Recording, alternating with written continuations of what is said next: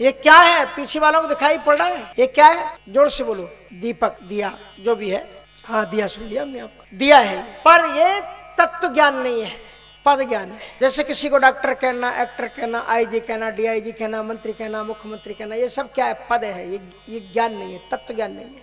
ये जो है, ये दीपक बना किससे है? मिट्टी से। इसी मिट्टी को चाक पर रख करके कुंभकर्ण ने ये सकल आकृति दे दी, इसको आपने कह दिया दीपक। अगर इसी का वो घोड़ा बना देता तो आप उसे कहते घोड़ा है। इसी का अगर वो थाली बना देता तो आप कहते थाली है। लेकिन जिस वस्तु से ये दीपक बना है, उस वस्तु का नाम क्या है? मिट्टी। तो ये जब दीपक बना, उसके पहले वो मिट्टी जिससे दीपक बना है, वो मिट्टी संसार में थी कि नहीं थी? बोलो, थी कि नहीं थी? थी। अब जब ये दीपक बन गया, इसके अंदर में वो मिट्टी अभी है कि नहीं है? है। जब ये टूट जाएगा तो जिस मिट्टी से दीपक बना है उसमें कोई कमी होगी? वो ज्यों की त्यों रहेगी कि नहीं रहेगी? ये परमात्मा का ज्ञान है। जब ये कुछ नहीं था तब मैं था, अब जब संसार बन गया है तब भी संसार में जो विद्यमान है वो मैं हूं, और जब कुछ नहीं रहेगा जयता दशा तब भी जो रहेगा उसी का नाम ईश्वर है। अब माया क्या है? कार्यतीर्थम यत् प्रतीयते न प्रतीयते चात्मनि तद विद्यादात्मनो माया में था वसु यथात्मा। ये क्या है? दीपक। फिर आप दीपक कह दीजिए। और अब क्या है? कुछ नहीं है, अब आपको नहीं दिख रहा है। तो उसी प्रकार से संसार सर्वत्र व्याप्ता है। माया का नाम क्या है? ऋतेर्थम। जो ना होने पर सत्य दिखलाई पड़े और जो सत्य है उसे दिखले न दे। सत्य है आत्मा, आपने कभी देखी? कभी देखी नहीं। और असत्य है ये शरीर, इसी को आप आत्मा मान बैठे। इसी को मेरा है, तेरा है, उसका है। रामायण में लिखा है ना, राम जी लक्ष्मण जी से कहते हैं, मैं अरु मोर तोर तय माया, और यही बस कीन्हे जीव निकाया। यही तो माया है। इसलिए इसी का नाम माया। माया को और जानना चाहे तो आपके शरीर में ये माया रहती है। सबसे ज्यादा छल आपका शरीर आपके साथ में करता है। कैसे?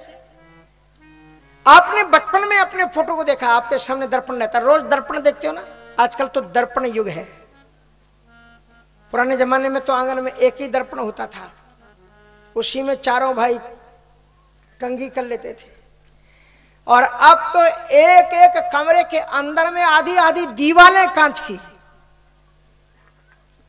दर्पण युग आ गया। कबीर साहब जी कहते हैं, मुखड़ा क्या देखे दर्पण में। दशरथ जी ने एक बार दर्पण देखा और जिंदगी बदल गई उनकी। समय सुभाए मुकुर कर लीना, श्रवण समीप भय सुत केसा, मनहु जरठपन असुपदेशा। जिंदगी बदल गई। और हम रोज दर्पण देखते हैं। और दर्पण जब भी आप देखते हो चेहरे को, सब करके देख लेते, और दर्पण कहता है, यू आर सो ब्यूटीफुल, बहुत अच्छे हो आप, बिल्कुल वैसे हो जैसे कल थे। लेकिन अगर आप रोज कल जैसे ही थे तो आपने कभी मार्क किया कि आपके चेहरे पर, मस्तक पर सलकें किस दिन आ गई? ये जो सिकड़ गया, ये किस दिन आई? आपके जब पैदा हुए थे तो आपके बाल काले थे।